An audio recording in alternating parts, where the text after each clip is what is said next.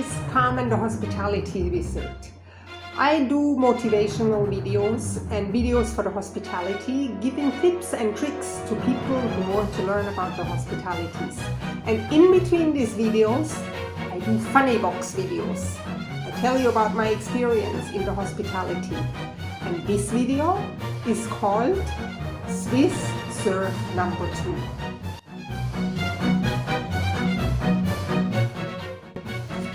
In 1985, I left Germany and I went to Switzerland. I used to live near the Swiss border, South Germany, in the Black Forest, where everybody says the food is so great, the sausage is great, the beer is great, and why did you leave that place? I just left. I went to Switzerland and I went with a long other story by coincidence, working in a restaurant. My first time working in a restaurant. I was working in a croquet shop, if you know what is this, in a handicraft shop. We had like 5,000 kind of colors from 100 kind of wools.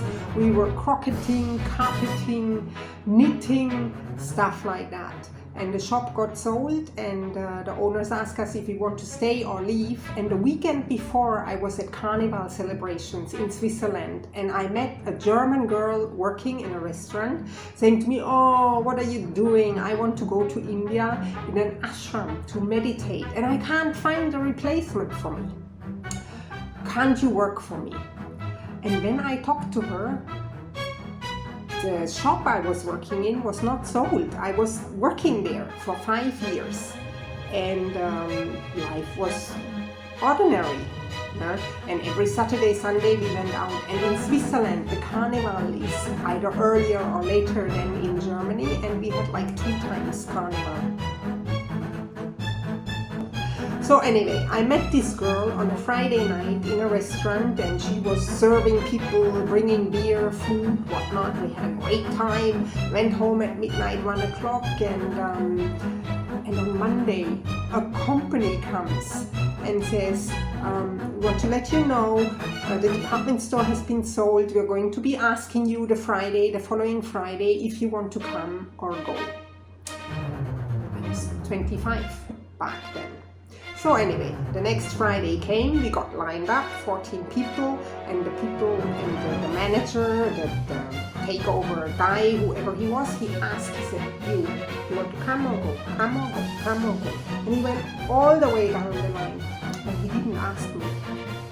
And I said to him, "Excuse me, you didn't ask me." And I was a hot-tempered, young kid on the block, you know, and he says to me, "Oh no, we have different plans with you."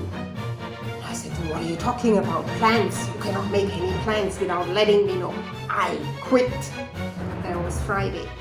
And on Saturday, I drove over 20 kilometers over the border to Switzerland and I saw Birgit, that girl, and I said to her, "Oh, by the way, I don't have a job now. So if you want me to do that job, I might just try it." The owner of the restaurant and his wife, Peter, he had this little pot belly and he was cooking in the back of the kitchen. And we had these little windows where the food came out like this through the window and we would bring it to the guests. And in Germany, you need an apprenticeship. You need a 3-year apprenticeship to be a server, and you have a paper, and that was my concern. And she said, "Yeah, don't worry about this. This is Switzerland, blah, blah, blah." There was no taxes, no tax agreement with Germany, and stuff like that. On Monday, this restaurant was closed, and I started the following Tuesday. And Birgit left on Sunday. There was no such thing like a handover or anything.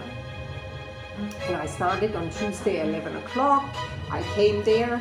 Peter I had to wear a white blouse and a black skirt. And Peter gave me that little white apron and he gave me the wallet with the many things inside.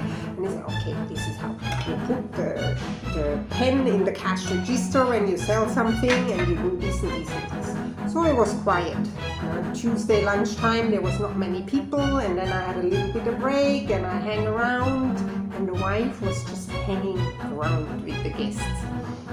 And then 6 o'clock came, and then people started to order, eat a menu, this, that.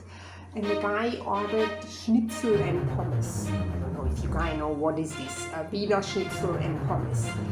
And there is no sauce or anything. You have the French fries and you have your bread schnitzel on the plate. So anyway, I gave the order, Peter made it. 10 minutes later I picked it up from the little kitchen window and I went to the table and I served from the right side. And I went like this. And the schnitzel and the pommes was very nicely, neatly on the table.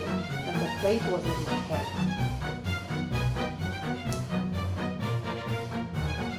I didn't know what to say. I didn't even say sorry.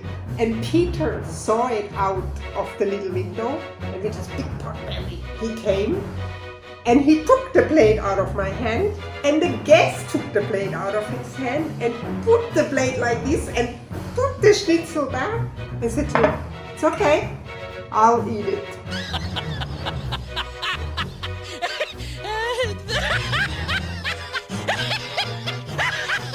Thank you.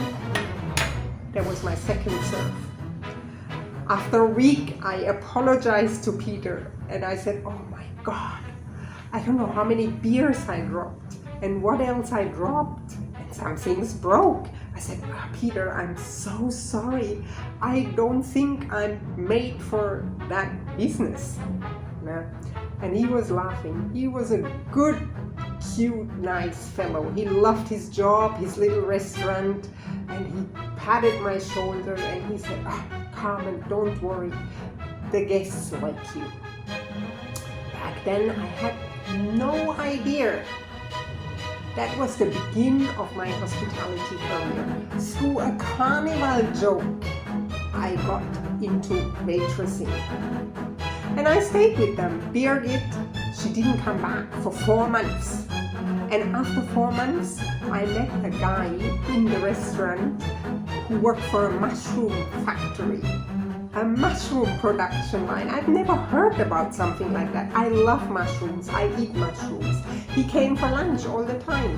And then when Birgit came back, and she wanted to have her old job back, and then he said to me, "Oh, we are looking for an office manager in the cave." Office manager in the cave? What are you talking about? And I just finished my typing course on one of these old things. 60 letters per word or something like that you had to get, and I barely did it. Yeah, so he invited me to go in a cave with a little pickup truck under, and it was very humid there.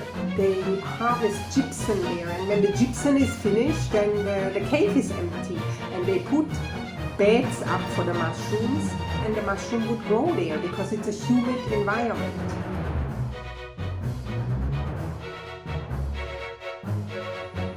Anyway, after that mushroom experience, where I stayed for a year, I went back to the hospitality industry, and as you can see in that video, I'm still at it. I mean, I have retired myself because I'm just too simply ugly, wrinkly, and old, but I love the industry. I never studied it. I never considered to go in there. I came in by an accident. And back in 1996, when I returned to the Cayman Islands, I went back to university and I did my hospitality diploma because there were simply too many young kids who came after me with a diploma directly from the school and got much more money than me. Anyway, that was my today's story from the funny box. Empty plate and the schnitzel on the table. Oh my God, my second serve. Another day I'm going to tell you about my first serve. See you guys!